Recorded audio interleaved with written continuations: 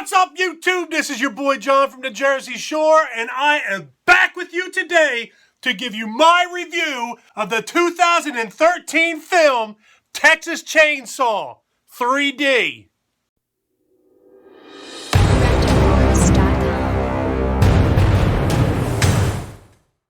Texas Chainsaw 3D was written by Adam Marcus, Deborah Sullivan, and Kristen Elms. It was directed by John Luessenhop, starring Alexandra Diddario, Paul Ray, Tom Barry, and Dan Yeager as Leatherface.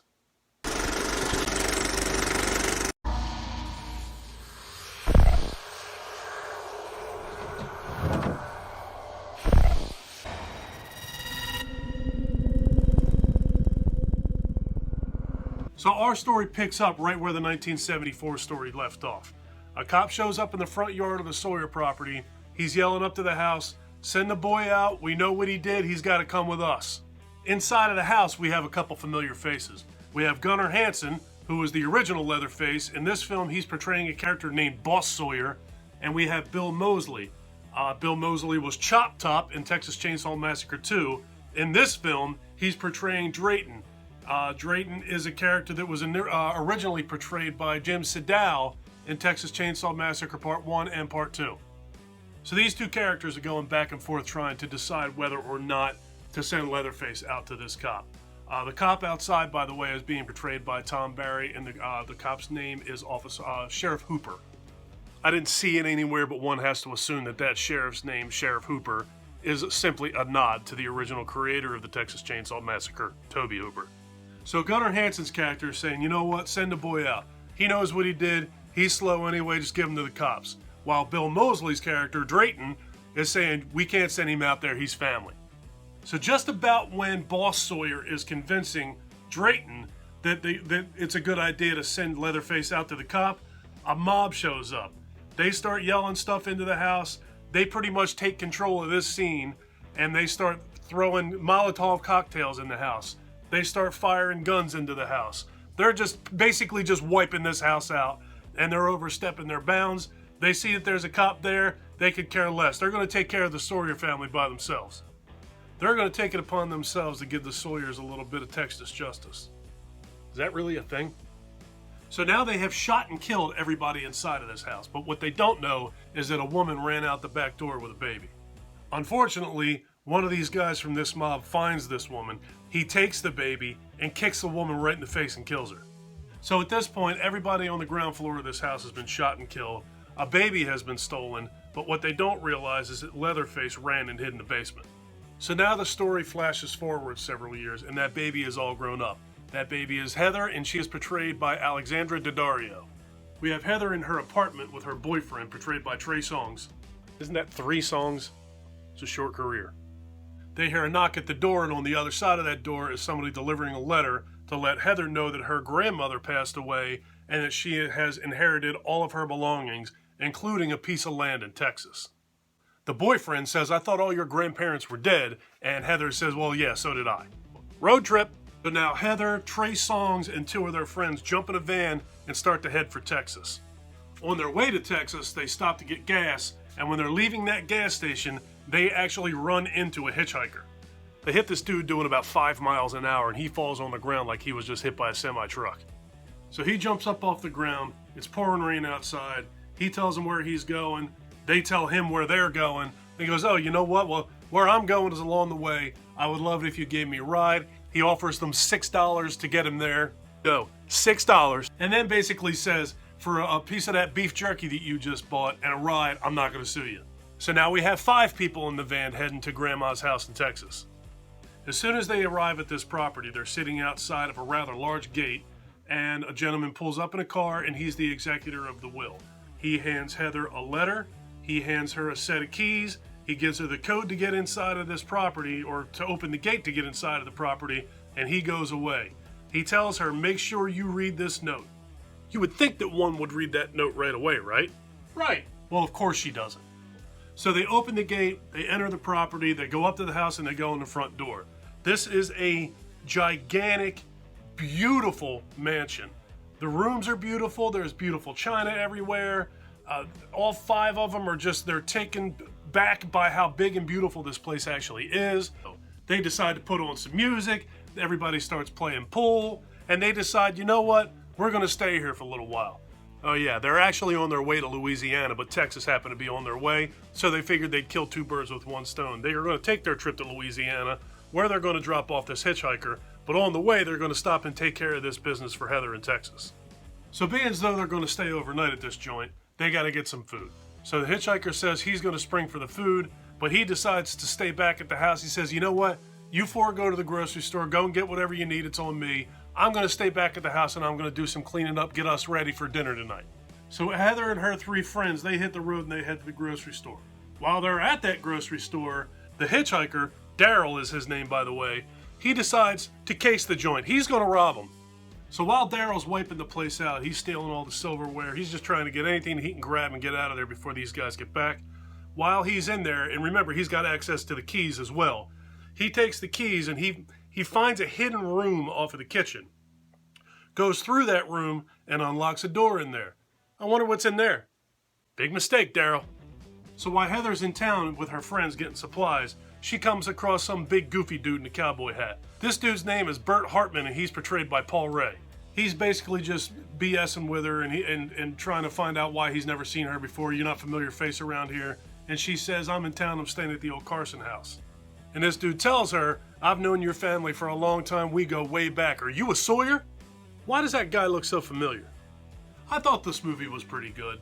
I very much liked the placement of the story when it began, that it was right after the 1974 film and it was before everything else. A lot of that other stuff I could do without, but the 74 film is commonly the classic favorite film in this franchise. And I like that they set the beginning of this movie right there. I love that Gunnar Hansen was in the movie. I love that Bill Moseley was in the movie. John Dugan was in this film. He actually was the gentleman who portrayed the grandpa in the 1974 movie, and he came back and he's doing it again in this movie. Also appearing in this movie was Marilyn Burns. She was the final girl, the woman who survived in the 1974 movie. In this movie, she's actually playing Verna Carson, the grandmother in the movie, who passed away and left Heather all of her inheritance. I also really like Tom Barry in this movie as Officer Hooper. He didn't have a gigantic role in this movie, but what he did have in the movie and where he did appear in the movie, I thought he did a really good job. He was there and he witnessed what Bert Hartman did to the Sawyer family. Bert Hartman and his mob of psychopath Texans did to the Sawyer family back in 1974, so he's sympathetic towards them. And I thought that Tom Barry did a very good job of portraying that on film. And then there's the setting. The house itself in this movie is awesome. It's another great big house, just like it was in the remake and in Texas Chainsaw the beginning. So it's not a tiny little place like it was in the original film. This is a big mansion on a big piece of ground inside of a locked gate. It's got a cemetery behind it. It's got hidden rooms in it. It's got different corridors and like catacombs under it. This house in this movie was really, really cool. And then there's Leatherface. He was portrayed by Dan Yeager in this movie. Dan Yeager is a very large guy with a big belly on him. I watched the bonus features of this, and they said that was actually what they were looking for because that is more similar to what Gunnar Hansen is. Big guy, big belly. So it was a perfect casting as far as the size of this guy goes. But then another thing that I liked that they added was his limp. All the way through the movie, he limped, which of course you'd limp if you had your thigh cut with a chainsaw at the end of the previous movie. You'd have a limp going forward.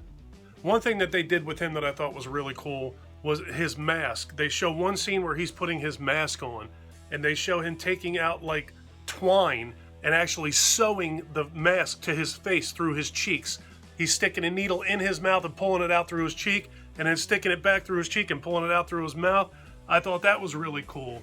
And another thing that I watched the bonus features, and Gunnar Hansen saw that, and he's like, why didn't we think of that? That's fantastic. That just adds another element to this character, and we should have done that back in '74.